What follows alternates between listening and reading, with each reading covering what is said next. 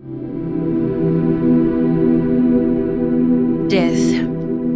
Death is a very fearful thing which is not discussed openly. When I grew up, elders did not like us engaging in the conversations regarding death. It's a taboo. I personally took it as other myths Grandma warned us not to worry much about. Even though as a child I grew up fearing it because it's the only time you see elders crying, the darkest cloud called death crowded my family on the 19th of March, 1997. It was the hardest moment in my life. What happened to us after my father passed away made me question my identity, my relationship with my father. However, this love is genuine to doubt his action. I was shocked as a child, and I'm still shocked and confused as an adult. It's a terrible experience. No child deserves such predicament. What happened to us is not something new. It happened to those before us. It's happening, and it will happen to the next generation if it's not acknowledged and addressed. I wanted to take revenge, but I have chosen a different path to educate people from my painful experience. Few years later, my mother became sick. On her way to the hospital, she called me and said, "Listen, I'm not sure if I will come back from where I'm going. If I don't, please take care of yourself as well as your sibling." That's Mom's last word before she passed on. Such statement kept boring me. 3 days later, I visited her in the hospital. I realized she meant when she said, "If I do not come back." The 4th day, she was pronounced dead. The dark cloud has fallen upon us again. Even though I knew my mother was not well, I did not expect her to pass on too soon.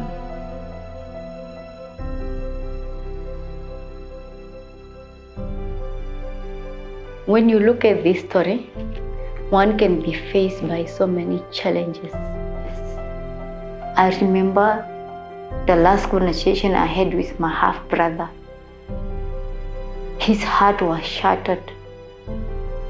His eyes had scratches. His voice was trembling as he was talking to me. This is my personal story, and when I reflect back then, I realized that I was so depressed because what I used to do, I used to cry a lot, every single thing. My name is Marina Mostova. I'm a clinical psychologist by profession. Clinical psychologists are the mental health professionals who are dealing with the variety of mental health issues, including depression, anxiety.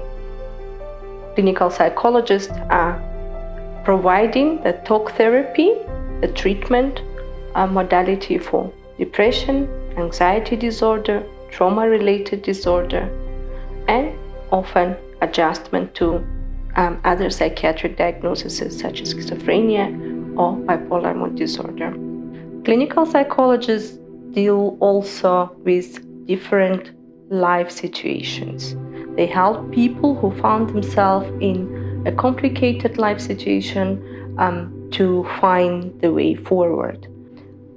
Losing the loved one is one of those situations. The death of a loved one can have the enormous impact on a well-functioning adult, and it can become even more severe and more pronounced in the adolescents. For the teenager, dealing with the loss of a loved one is an extremely challenging task. When the adolescents go through the loss of the people they love, especially if it's a parental figure. They go through very challenging times. They find themselves being overwhelmed with a variety of emotions that are not familiar to them, that they don't know how to deal with, because no one teaches how to deal with death. Losing the parent is considered to be a traumatic event, and if the grief process and bereavement process is not handled properly, or the child is not helped through the bereavement process, not guided through the bereavement process, it might present with the complications on the later stage. When we are talking about complications, we are talking about complicated grief that lasts more than 6 months and can extend itself into developing more severe mental health issues such as depression, anxiety disorders, post-traumatic stress disorders, and often suicidal ideations or other related issues. The mom died. It was very, very terrible. I could not eat or sleep at some point. We buried mom on Saturday. Sunday I went back to school because I was in the hostel. Tony Morrison once said, if you are free, then you need to free somebody else. If you have some power, then it's your job to empower somebody else. I don't think I have power, but I think I'm free from a situation. Somebody else might be a prisoner today.